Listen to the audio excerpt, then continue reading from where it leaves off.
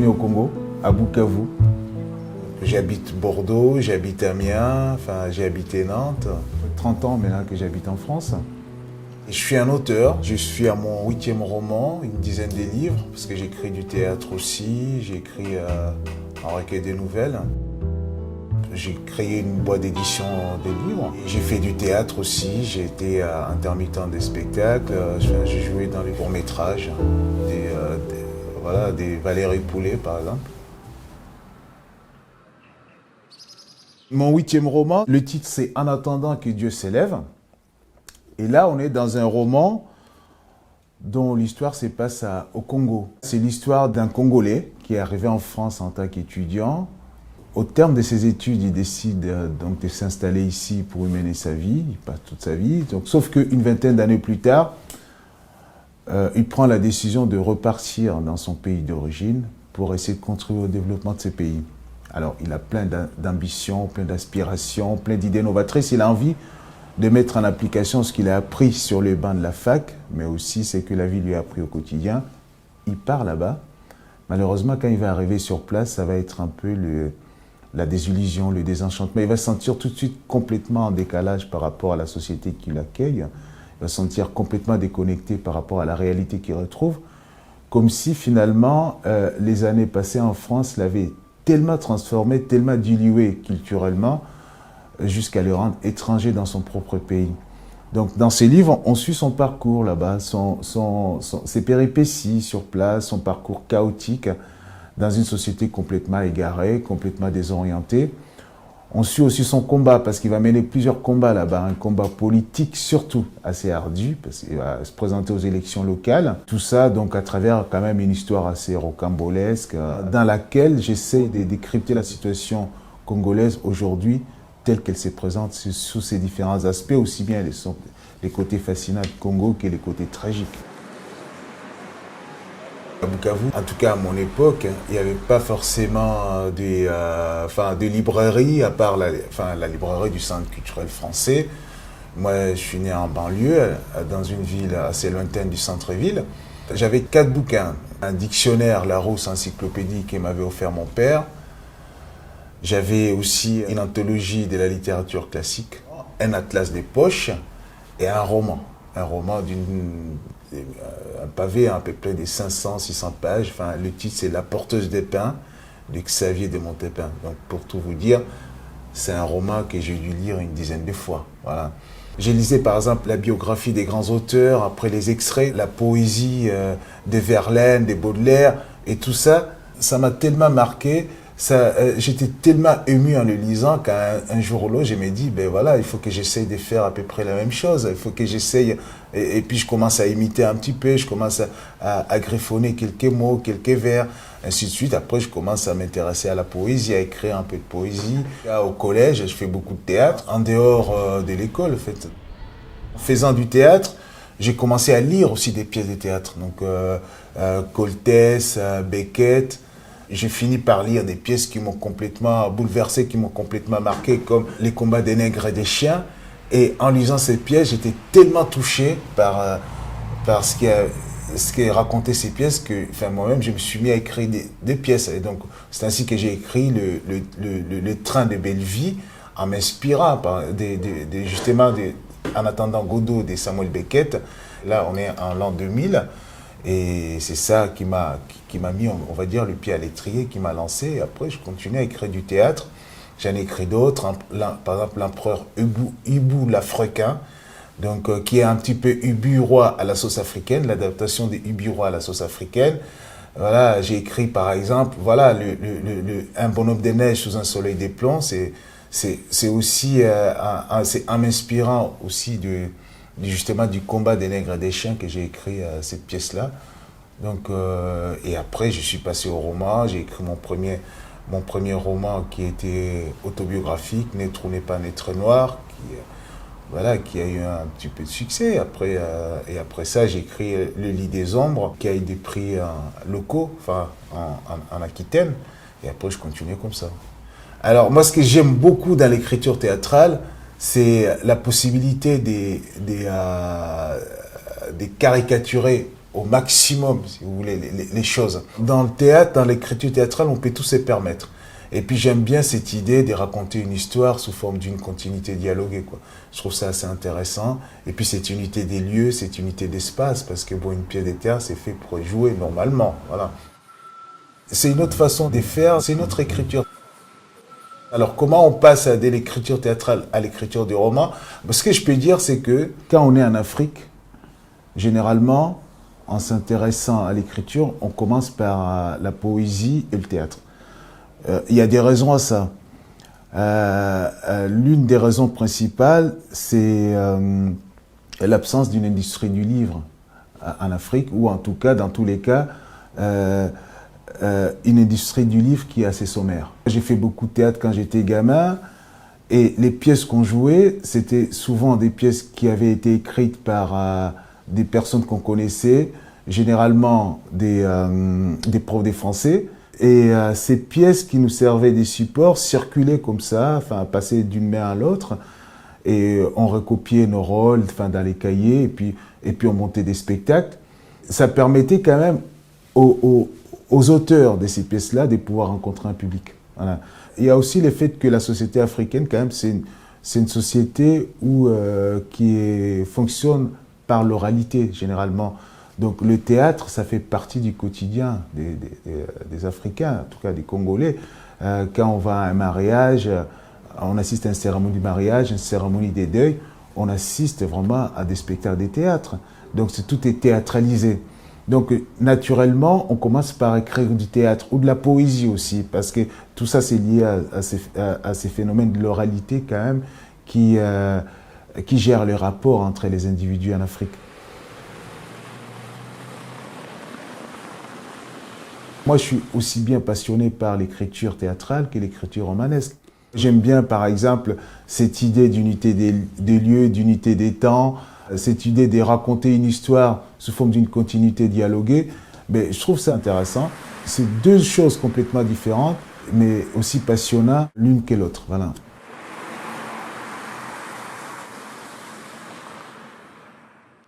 Juste avant le poste frontalier, il tomba sur un pasteur évangélique qui officiait sous une cahute protégée par une chaumière. Avec une voix tonitruante et une logorrhée incatatoire, il accueillait les voyageurs fourbus et encrassés qui avançaient vers la barrière, entraînant, sous une touffeur accablante, des grosses valises. Cette cohorte était essentiellement composée de commerçants congolais arrivés de Kampala où ils allaient se ravitailler. Ce pasteur souhaitait la bienvenue à chaque passant, priait pour lui afin que la situation qui l'attendait au Congo lui fût la moins ardue possible. Vous venez d'arriver au bout du monde, lisse, rond, carré, rectiligne, disait-il, au bout de la vie qui se tient debout, au bout du jour. En franchissant cette frontière, vous accédez à la nuit, vous embrassez une vie hérissée de piquants, une vie baveuse, plus amère que la quinine, une vie scélérate, racoleuse, qui s'apparente à une patate brûlante que l'on vous pose dans la main, une vie qui s'amuse à quitter son hôte pour s'affoler, se pervertir, le réduire en chien, le tenir en laisse, s'enrouler autour de son cou, serrer, serrer plus fort, encore serrer, toujours serrer jusqu'au bout. Une vie qui deviendra votre plus grand ennemi. C'est avec cette vie-là qu'il vous faudra désormais compter. Sachez qu'ici, la vie est un gros caillou. Un caillou dans votre chaussure, dans votre slip, dans votre ventre, dans votre cœur, dans votre tête. Un caillou avec lequel vous êtes en couple, de la naissance jusqu'à la mort. Sachez qu'ici, la vie est une griffe plantée dans votre dos, dans votre cou. Pensez-vous être suffisamment armé pour l'affronter? Pensez-vous que sans l'aide du Seigneur, vous parviendrez à la dompter? Non, vous n'y parviendrez pas, car nous ne sommes rien du tout devant la force et du destin. Zéro. Nous n'avons aucun pouvoir face à lui, alors que le Seigneur, qui nous a créés et nous aime, peut réaliser pour nous toutes sortes de miracles. Venez à moi, que je vous prenne par la main pour vous accompagner sur la voie qui mène à son sanctuaire. Sachez qu'au-delà de cette frontière se trouve le chemin le plus court entre l'enfer et le paradis. Et souvent, le paradis de l'homme terrestre, éphémère, lui ouvrait la voie à l'enfer céleste, éternel. Mais que préférez-vous? L'Éternel nous observe à la loupe, où que nous soyons. Il voit en détail tous nos actes. Il lit dans nos cœurs nos pensées. Il connaît nos joies et nos peines. Il perçoit nos angoisses qu'il peut transformer en espoir. En attendant qu'il s'élève pour nous juger, ayons foi en son amour et confions-lui notre destin.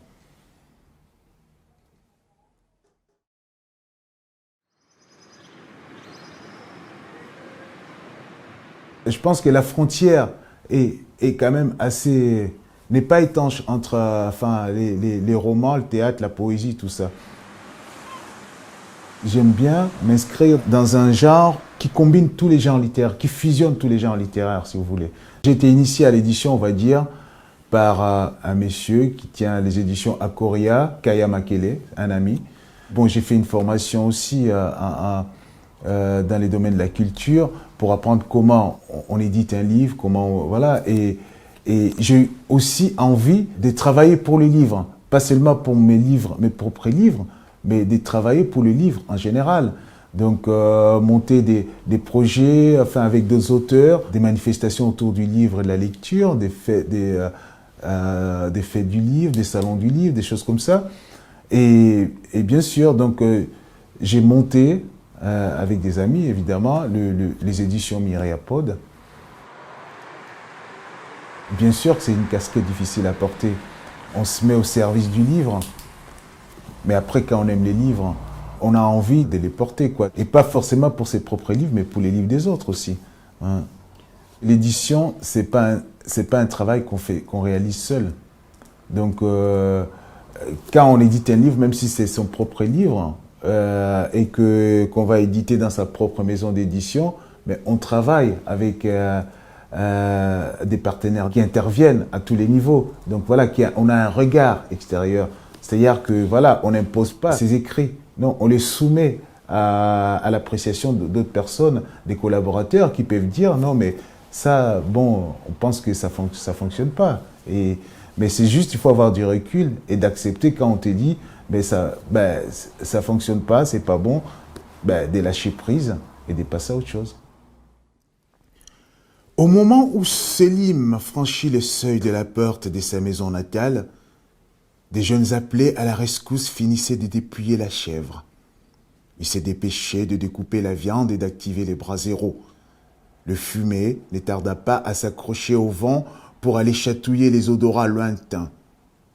Ses amis d'enfance arrivèrent progressivement pour les saluer. Ils étaient si nombreux que l'on dut en accueillir chez les voisins les plus proches. Une connaissance du quartier avait accepté de fournir sa sono pour l'occasion. La musique, programmée par son fils posté derrière une console dans un coin du salon, s'était mise à tonner dans les baffles. Toute la maison s'était transformée en dancing. L'œil perçant, le père de Selim veillait au grain pour éviter que les individus mal intentionnés ne s'introduisissent chez lui. Sa mère, quant à elle, assurait l'intendance, tandis que ses frères et sœurs se chargeaient de tenir compagnie aux visiteurs. Selim passait d'une personne à l'autre pour échanger quelques mots. Pour tous ces beaux mondes, il paraissait évident que Selim, arrivé d'Europe après y avoir passé autant d'années, était imbibé de tout le parfum du vieux continent. Cette Europe qui nourrissait l'espoir d'une vie meilleure, façonnait des rêves échevelés, mais tendres et heureux. Voir Selim, c'était voir cette Europe. Toucher cet homme, c'était effleurer ces continents.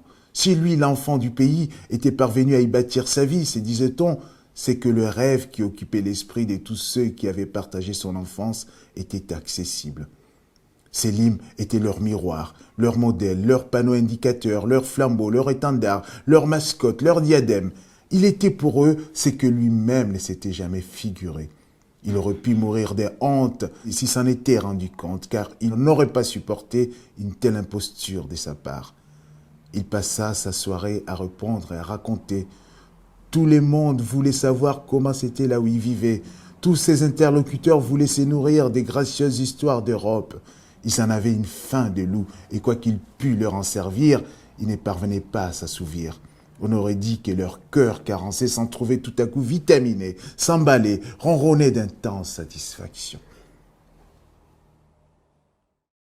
Alors, en attendant que Dieu s'élève, c'est un clin d'œil par rapport à la situation du Congo. Parce qu'aujourd'hui, bon, les Congolais sont des gens tellement dépassés par leur situation, leur quotidien, qu'ils en viennent à remettre leur destin entre les mains des dieux, ouais, si vous voulez.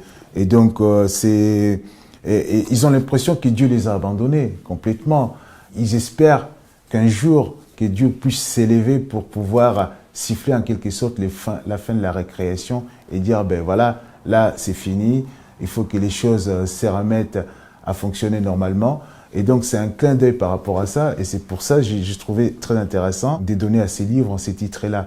D'autant plus que au Congo, c'est un pays quand même où il y a beaucoup où la religion a pris une grande part dans le quotidien des habitants.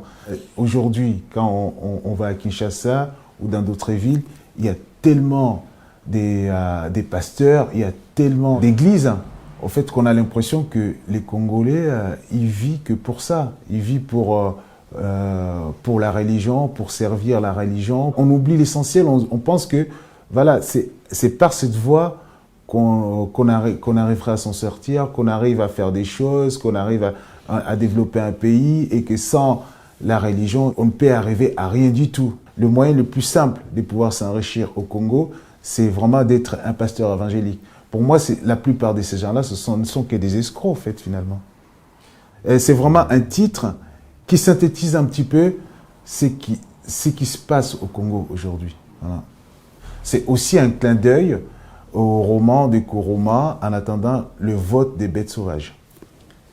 Un député au Congo, un député national, un homme politique, il a un salaire quand même d'à peu près 8 000 €, alors qu'un fonctionnaire moyen, un fonctionnaire des bases, il va toucher dans les 50 € par exemple. Donc l'écart est quand même assez colossal. Tous les budgets de l'État est complètement consommé par les salaires de tous ces gens-là.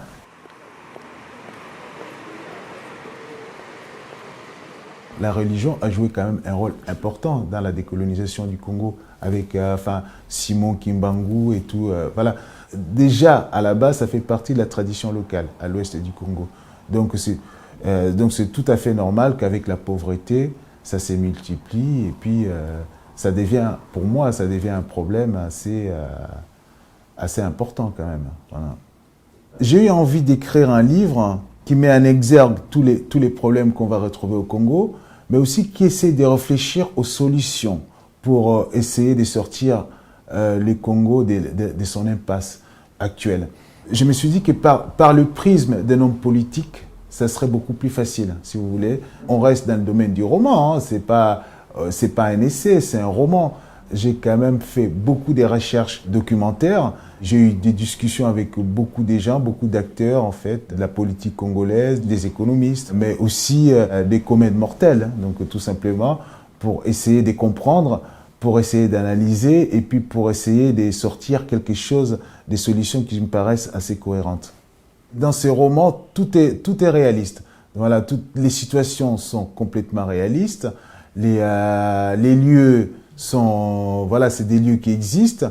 Les situations, c'est des situations qui se sont déjà produites. C'est des choses que d'autres personnes ont déjà vécues en repartant au Congo. C'est-à-dire que je n'ai absolument rien inventé. J'ai juste décrit une situation qui existe en racontant une très belle histoire. Un livre, quand il va arriver au Congo, il va être peut-être vendu 20 $. Donc voilà, un livre qui coûte en France 20 €. Et en sachant que pour que le livre soit vendu à 20 $, c'est-à-dire qu'on a fait quand même des sacrifices énormes. Le livre, il est imprimé en Europe, hein, donc il y a les coûts du transport, il y a les frais des douanes, il y a tout ça. Nous, comme l'objectif, c'est que quand même les livres soient lus par les Congolais, on a essayé de faire des sacrifices pour baisser au maximum les prix des livres. Donc vous comprenez que quelqu'un qui touche 50 $, 60 $ ne peut pas forcément acheter un livre à 20 $.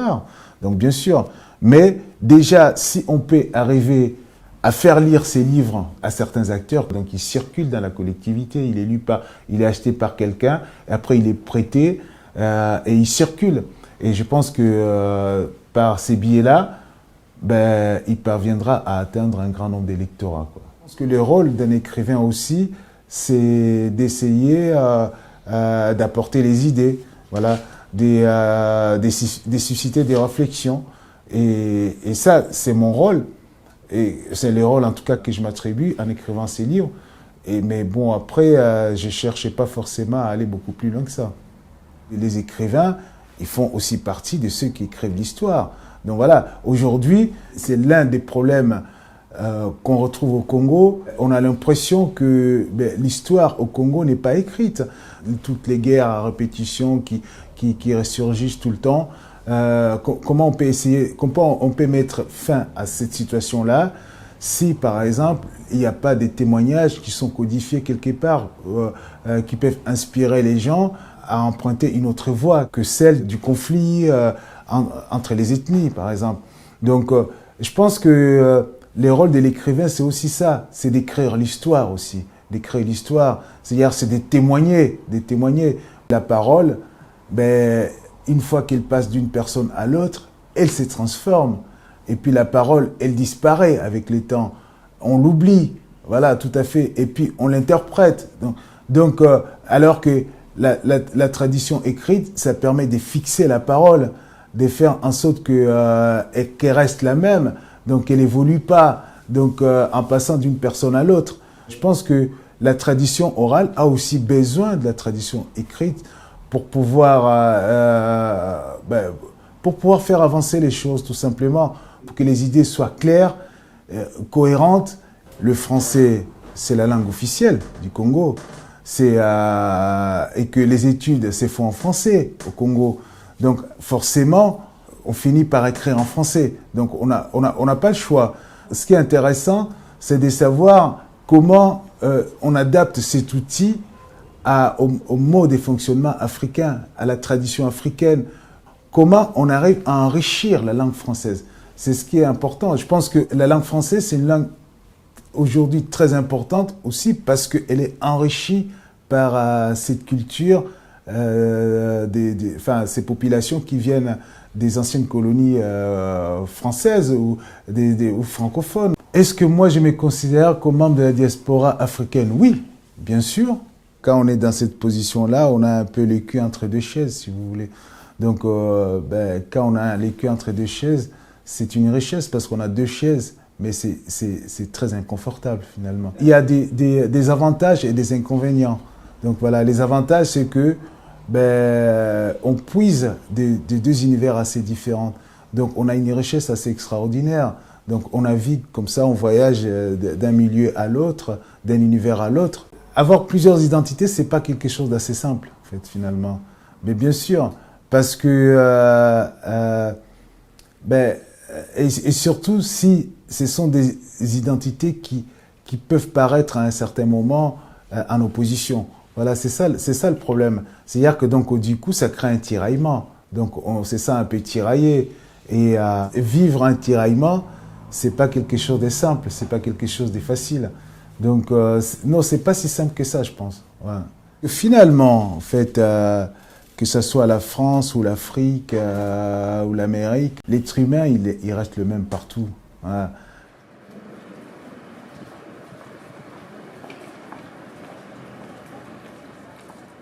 Sans aucune surprise, le président de la Commission électorale nationale déclara vainqueur de ces élections pour la ville de Bukavu, M. Toumsifou, le candidat du parti au pouvoir. Selim applaudit timidement du revers des deux mains. « Quel exploit !» lança-t-il.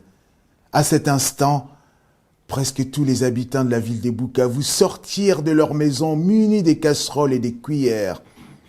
Pendant près d'une heure, ils s'émirent à taper fortement les cuillères sur les casseroles. Ils avaient planifié cette manifestation à travers les réseaux sociaux.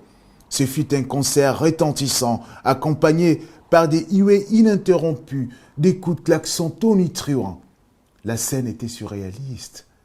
Mais C'est de cette manière qu'ils avaient décidé de célébrer la proclamation du mariage de la honte avec le pouvoir. Ils savaient que de ce couple naîtrait un monstre, un prince de ténèbres qui allait très vite engager la répression, un léviathan de 26 têtes encornées et coiffé de diadèmes dorés et diamantés. Une bête féroce, assoiffée d'or, de sang et de gloire. Ils savaient qu'ils étaient voués à la combattre à main nue, mais les leurs étaient herculéennes. Ils n'avaient d'armes que leur cerveau enflammé. Ils l'attaqueraient par sa tête molle, grotesque et bidonnante. Ils chercheraient par tous les moyens à lui tordre le cou. La bête ne ferait pas de quartier, plus que jamais des mémoires d'hommes. Une hydre ne s'était laissée faire. Des rivières de sang couleraient, des éclats de chair humaine voleraient de toutes parts. La bête, enfermée dans son gîte, harcelée, prendrait l'option de se décacher, de voiler son visage terrifiant. Les habitants seraient sûrement vaincus, mais le maître des nuées, exaspéré par leurs cris, finirait un jour par s'élever, par lever son tout petit doigt doté de toute puissance pour pousser le soleil à l'horizon de leur vie et mettre ainsi un terme à toute cette tragédie.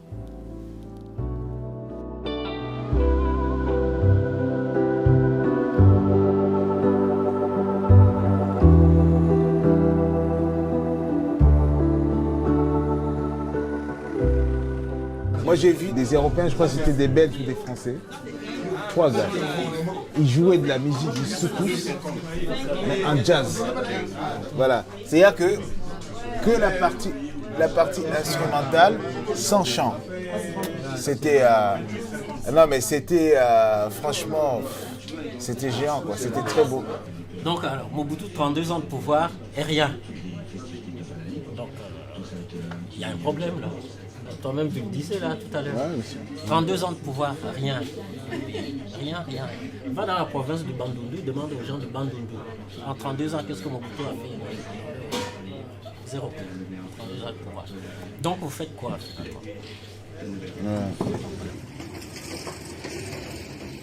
Est-ce que ton personnage propose quelque chose de nouveau comme Ah, heureusement. Et heureusement, j'ai fait l'effort quand même. Oui, bien sûr. Bien sûr, parce que mon personnage, au fait, finalement, il part au Congo, il se présente aux élections locales. Et donc, moi, j'ai profité de ça pour essayer de glisser des idées novatrices susceptibles de transformer un petit peu les choses, au moins, disons, localement. Il faut que les gens cessent, quand ils sont en province en tout cas, de braquer leurs yeux à Kinshasa, d'attendre que la solution à leurs problèmes vienne d'ailleurs de la capitale.